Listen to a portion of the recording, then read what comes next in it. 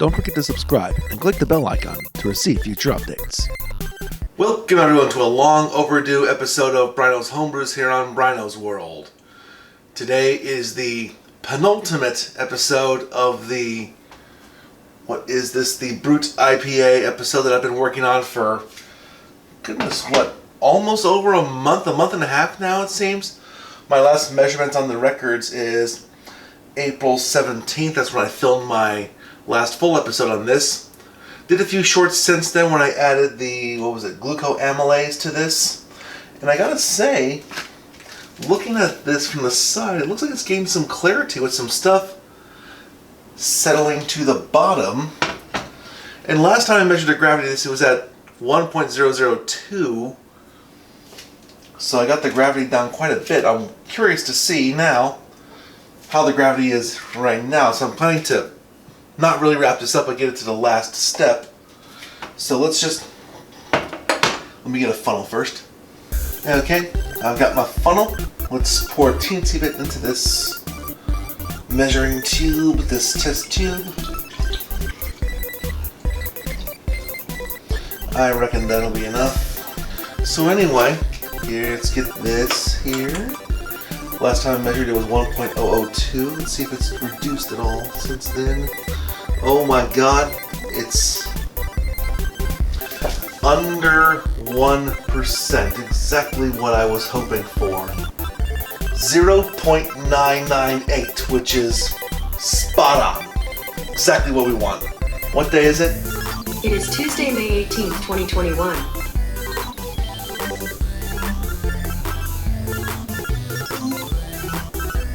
So now we get a temperature reading. 70.1 degrees Fahrenheit, which gives us an adjusted gravity of 0.999, which gives us a final alcohol by volume of 7.0, which is a little impressive. And lastly, let's pour this into a glass and give it a tasting. I'm very curious to see if this will turn out as dry as I remember the other Brut IPA being. It's very clear, which is pretty cool. I'm getting a very, very mildly hoppy aroma. Not much of an aroma, but I don't remember aroma being a big thing of Bruts. But anyway, this Brut IPA that I made for a gallon, here we go.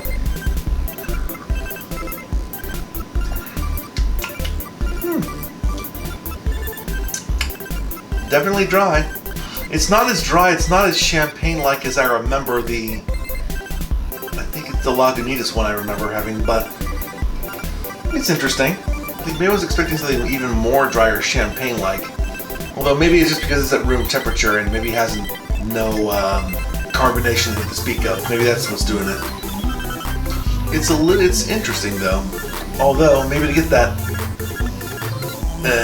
champagne-like quality that I was expecting and hoping for, maybe I need to add a couple more stuff. Maybe I don't know if it needs a little more acidity, maybe a little more tannins, or maybe some more alcohol. Maybe that would help. I don't know. But that being said, it's not terrible. It's all right. It's okay. I don't know if I would drink it all the time, but it's worth trying. However, I'm not done with this beer yet. I said this is the penultimate episode, which means there's one more step I want to do. And I'll just tell you right now, normally I would keg the beer, but my 1 gallon keg in the fridge is full right now with the bacon beer that I made a little while ago. So, I'm gonna bottle this stuff. Okay, so I've taken the liberty of pouring what was in this carb void into this little bucket here, just so I can stir in some of this stuff. The priming sugar that I'm gonna use is just regular table sugar. I calculated that 1 ounce of sugar would be enough to carbonate the Brut IPA. Now, a Brut IPA is supposed to be very, very carbonated, so this is going to produce, I think, somewhere in the neighborhood of 3 volumes of CO2, or maybe I read that wrong, I don't know, but Brut IPAs are supposed to be extremely carbonated, so this sugar should be enough. And by the way, I did make sure there was a little bit of yeast in here, so to get that carbonation process going, naturally at least. Oh my god, that smells like what I wanted it to smell like, which is fantastic. I've stirred this up a little. Let's get this back into the bottle.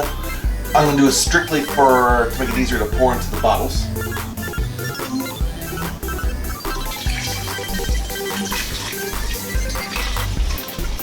And I'm going to accomplish that by taking these used bottles, sanitizing them in this bleach solution, and then rinsing them out with water. Let's see if I can get this label off that I put on here.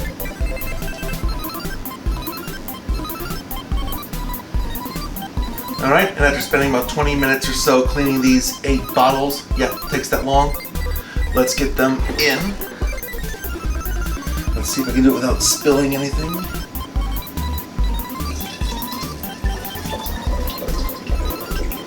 And hope I got enough bottles.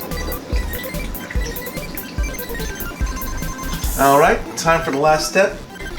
8 bottles here with beer in them. Got some bottle caps here that I've rinsed off. And a bottle capper. Time to create a pressure vessel so I can carbonate this. That's how it works. Cap goes here. Press goes here.